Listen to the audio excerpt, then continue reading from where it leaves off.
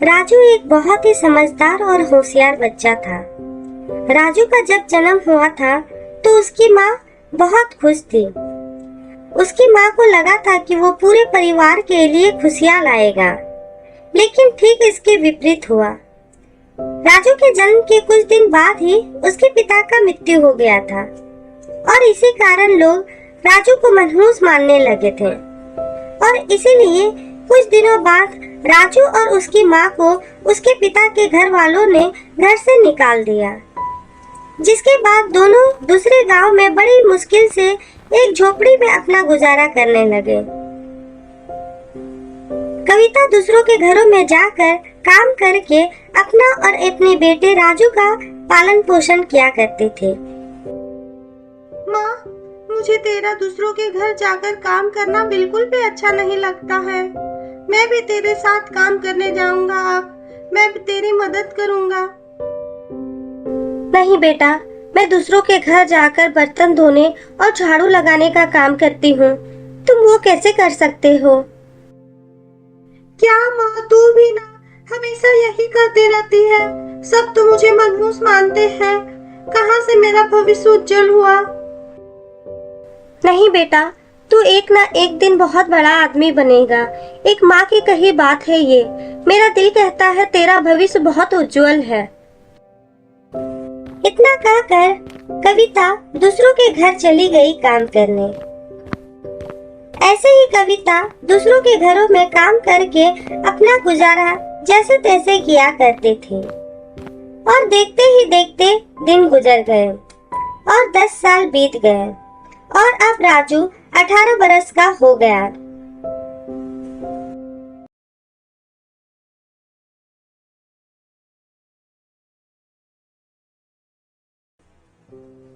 जैसे जैसे दिन गुजरते गए राजू की माँ का तबीयत खराब होते गया। एक दिन राजू की माँ का तबीयत बहुत ज्यादा खराब हो गया था। माँ, ये तुझे क्या हो गया है? तुम्हारा तो बुखार ही नहीं उतर रहा है और कुछ खाती पीती भी नहीं हो। दिन ब दिन तुम्हारी तबीयत और खराब होने लगी है। पिताजी की तरह तुम भी तो मुझे छोड़कर चली तो नहीं जाओगी। कविता कुछ नहीं कहती है, बस चुपचाप बेड पे लेटी रहती है और जैसे जैसे दिन गुजरते गए कविता की तबीयत और बिगड़ने लगी और एक दिन कविता की मृत्यु हो गई। कविता की मौत के बाद राजू एकदम अकेला पड़ गया। वो जैसे तैसे बस अपना गुजारा कर रहा था। एक दिन राजू गांव से गुजर रहा था, तभी एक बूढ़ा काका ने राजू को बुलाया। अरे राजू, सुनो जरा सुनो। कैसे हो? कहाँ जा रहे हो बेटा? ठीक हूं काका, बस घर ही जा रहा था। मैंने तुम्हारी माँ के बारे में सुना, सुनकर बहुत दुख हुआ बेटा। लेकिन ईश्वर की मर्जी के आगे कौन क्या कर सकता है। अच्छा बेटा, तुम अब अकेले हो गए हो तो अपनी बहू को क्यों नहीं ले आते हो? बहू? कौन बहू काका? आप क्या बोल रहे हैं? मुझे कुछ समझ नहीं आ रहा है। राजू बेटा, तुम्हारी बहू, तुम्हारी तो बचपन में ही शादी हो गई थी ना? बचपन में शादी? मैं कुछ समझा नहीं काका। बेटा, तुम्हारी माँ ने मुझे बताया था कि उसने तुम्हारे बचपन में ही सुंदर गांव में अपनी सहेली चंपा देवी की बेटी रजनी से तुम्हारी शादी करा दी थी। मेरी शादी हो गई है और मुझे पता भी नहीं है। माँ ने मुझे ये कभी नहीं बताया है। राजू, तुम्हारी माँ चाहती थी कि जब तुम बड़े हो जाओ तो वो तुम्हें सब बता देगी और अपनी बहू को घर लेकर आएगी। लेकिन उसे क्या पता था कि वो पहले ही चल बसेगी। उससे पहले ही वो ईश्वर को प्यारी हो गई। बेटा राजू, तुम कल ही सुंदर गांव चले जाओ और अपनी बहू को लेते आओ। और हाँ बेटा, मेरी एक बात याद रखना, जहाँ रात हो जाए वहीं पर रुक जाना और उसके अगले सुबह ही आगे बढ़ना। काका की बात सुनकर राजू हाँ कहता है और घर को चला जाता है।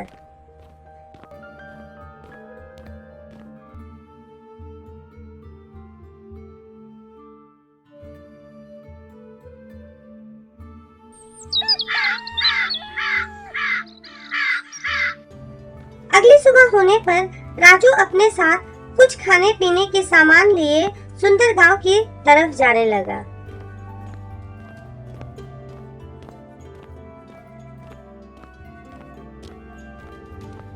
चलते चलते राजू एक जंगल के अंदर चला गया और जंगल के अंदर उसे एक गाय दिखी। अरे इतनी घनी जंगल में इतनी सुंदर गाय कहां से आ गई? इसे मैं अपने साथ अपने घर ले जाऊंगा। ससुराल से आते वक्त इसे भी अपने साथ घर लेता जाऊंगा।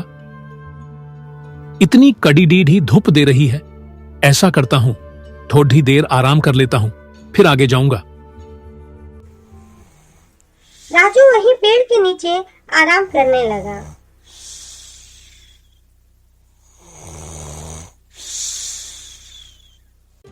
थोड़ी देर बाद राजू की आंख खुली।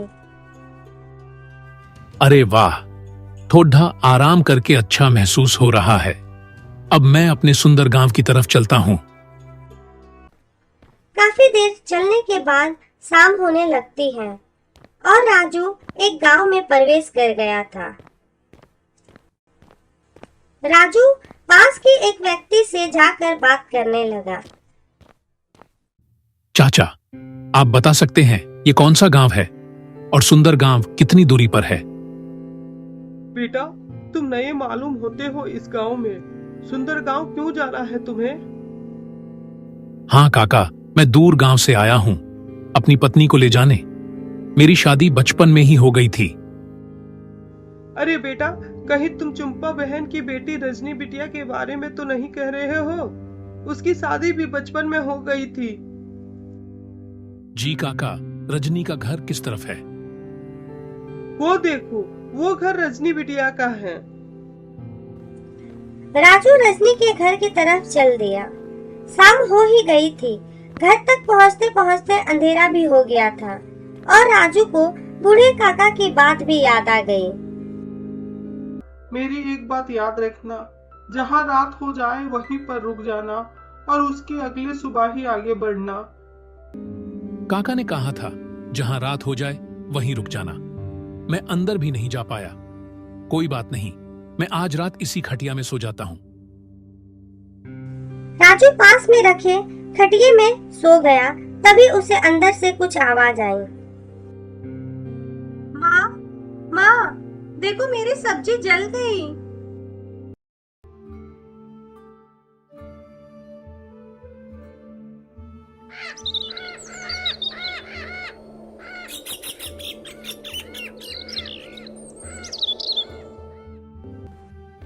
सुबह होते ही राजू घर के अंदर आ गया। कौन कौन हो बेटा तुम? तुम्हें कुछ काम है क्या? अरे माँ जी, मैं दूर गांव से आया हूँ, आपका दामाद हूँ। अच्छा, क्या तुम मेरी सहेली कविता के बेटे हो? कैसी है वो?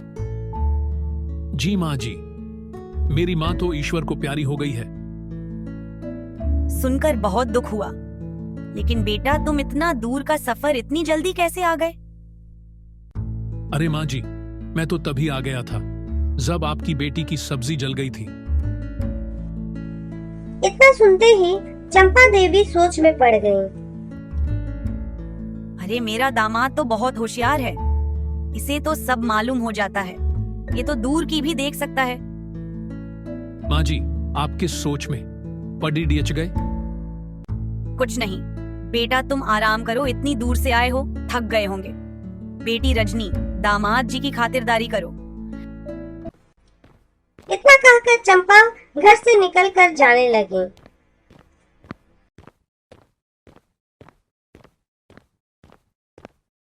अरे हरिया, तुम इतना दुखी क्यों हो? क्या हो गया है तुम्हें? सब ठीक है ना? क्या बताए चंपा बहन, मेरी गाय भूरी कल से कहीं मिल ही नहीं रही है। पूरा गांव ढूंढ लिया, फिर भी कहीं कुछ पता नहीं चल रहा है। मेरी पत्नी बोल बोल कर मेरा दिमाग खा रखा है।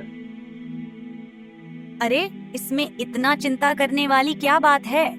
अरे हरिया, मेरा दामाद बहुत बड्ढा ज्ञानी है, वो सब कुछ जानते हैं। वो तुम्हारी गाय के बारे में बता देंगे। अगर ऐसी बात है तो मैं जरूर जाऊंगा दामाद जी के पास और उनसे जाकर अपने गाय के बारे में पूछूंगा।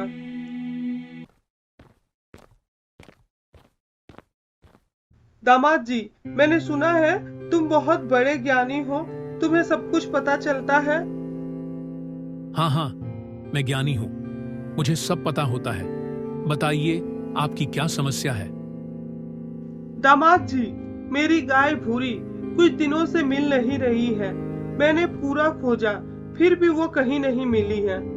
आप देख के बता सकते हैं मेरी गाय कहाँ पे है? इतना सुनते ही राजू को जंगल में मिली गाय की याद आ गई। दामाद जी, आप किस सोच में पड़ गए हैं? कुछ नहीं हरिया भाई, मैं आपके ही गाय के ध्यान में लगा हूं। राजू थोड़ी देर ध्यान लगाने का नाटक करने लगा, फिर कुछ देर बाद कहता है, हरिया भाई, आपकी गाय पास के ही जंगल में एक पेड़डाच के नीचे मिलेगी। इतना सुनते ही हरिया फौरन जंगल की तरफ गया और जैसा कि राजू ने कहा था, गाय एक पेड़ के नीचे मिली। चंपा बहन, तुम्हारा दामाद तो सच में बहुत बड़ा ज्ञानी है। उसे सब पता चलता है, वो भूत और भविष्य सब देख सकता है। हरिया की गाय मिलने के बाद पूरे गांव में आग की तरह फैल गई और सारे लोग अब राजू की ही बात करने लगे। राजू की बात गांव के मुखिया तक भी पहुंच गई थी। मैं सच कह रहा हूँ मालिक, वो एक ज्ञानी व्यक्ति है, उसे सब पता होता है। वो भूत और भविष्य दोनों देख सकता है मालिक। हाँ, मैंने भी सुना है उसके बारे में। उससे तो मिलना ही होगा। तुम अब भी चंपा और उसके दामाद को बुला लाओ। मुखिया का नौकर गांव चला गया चंपा और राजू को बुलाने। माँ जी, आपको और दामाद जी को मुखिया जी ने बुलाया है अभी। मुखिया जी ने हमें क्यों बुलवाया है? हमसे कोई गलती हो गई है क्या? मुखिया का नाम सुनते ही राजू के रंग उड़ गए। है भगवान, ये क्या हो रहा है? ज्ञानी बनने के चक्कर में मुझसे कोई गलती तो नहीं हो गई है? आखिर मुखिया हमें क्यों बुला रहे हैं? थोड़ी देर बाद चंपा अपने दामाद और नौकर के साथ मुखिया के घर पहुंच गए। मुखिया जी, आपने हम गरीब को बुलवाया है। कोई गलती हो गई है क्या हमसे? नहीं नहीं चंपा, तुमसे कोई गलती नहीं हुई है। मैंने सुना है तुम्हारा दामाद भूत और भविष्य देख सकता है। क्या ये बात सच है? हाँ मुखिया जी, ये सच है। हाँ, मेरा दामाद बहुत होशियार है, इसे सब बता हो जाता है। अच्छा, ऐसी बात है। क्यों भाई राजू, तुम्हें भूत और भविष्य सब पता चलता है क्या? मुखिया की बात सुनकर राजू के पसीने निकलने लगे। है भगवान, कहां फंसा दिया इस बुढ़िया ने मुझे। अगर ना कहा तो मुखिया मुझे जरूर कोई दंड देगा, और अगर हां कहा तो अपने बचने का कोई रास्ता निकाल लूंगा। क्या हुआ राजू, तुम इतनी सोच में क्यों पड़ डीएच गए? तुम्हारे बारे में जो सुना है वो सच है ना? हाँ हाँ मुखिया जी, बिल्कुल सच है। ये मैं भूत और भविष्य दोनों देख सकता हूं। अच्छा, तो फिर तुम मुखियन का खोया हार देखकर बताओ कहाँ है। अगर तुमने हार ढूंढ लिया तो मैं तुम्हें मुंह मांगा इनाम दूंगा, और अगर नहीं ढूंढ पाए तो मैं तुम्हें दंडित करूंगा और शहर निकाला दूंगा। मुखिया की बात सुनकर राजू सुन पड़ गया। उसे कुछ समझ नहीं आ रहा था कि वो क्या करे। जिसका डर था वही हुआ। अब तो मैं गया काम से। ज्ञानी बनने के चक्कर में कहीं का नहीं रहूंगा। खैर, जो होगा कल देखेंगे। कम से कम आज रात तो जी लूंगा मैं। मुखिया जी, आज रात भर का वक्त दीजिए, मैं कल आकर बताता हूं कि मुखियन का हार कहां है।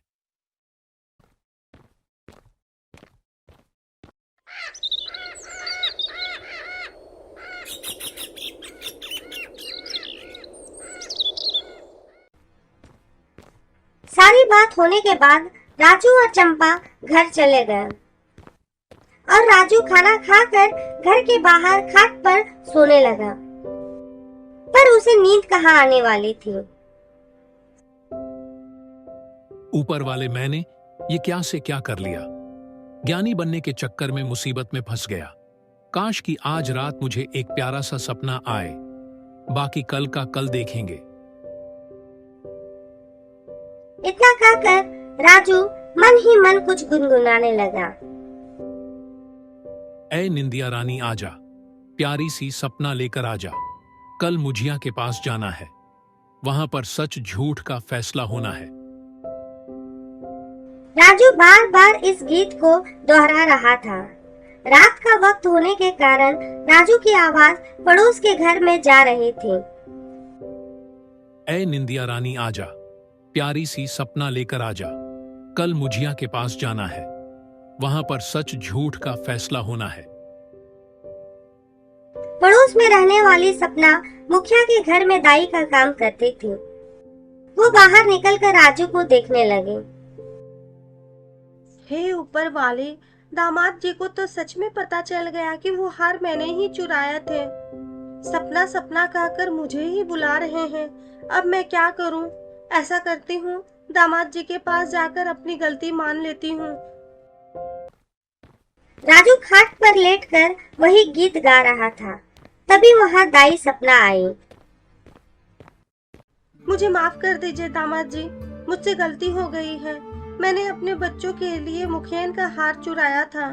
कृपया आप ये बात मुखिया जी को ना बताइएगा, वो मुझे काम से निकाल देंगे और अगर मेरा काम छूट गया तो मेरे बच्चों का क्या होगा?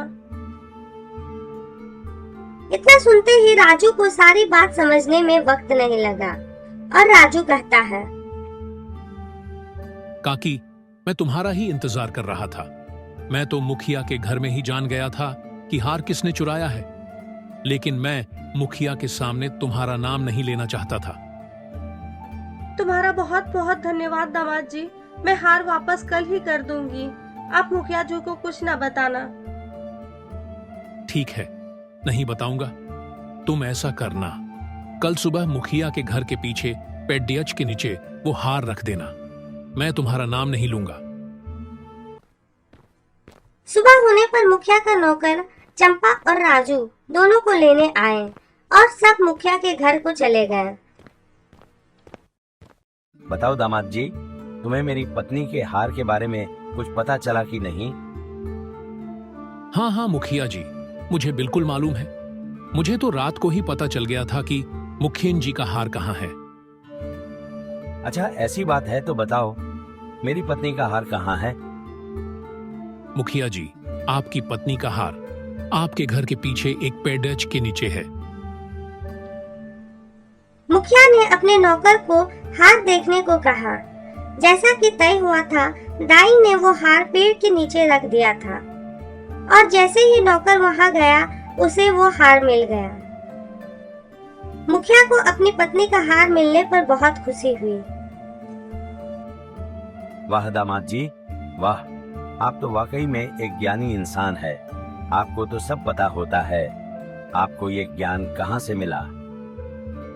ये तो बस ईश्वर की देन और आप लोगों की दुआ है। राजू एक सीधा साधा लेकिन चालाक व्यक्ति था। मुखिया ने राजू को एक सोने से भरी पोटली दी। राजू बहुत खुश हुआ। राजू सोना लिए घर गया।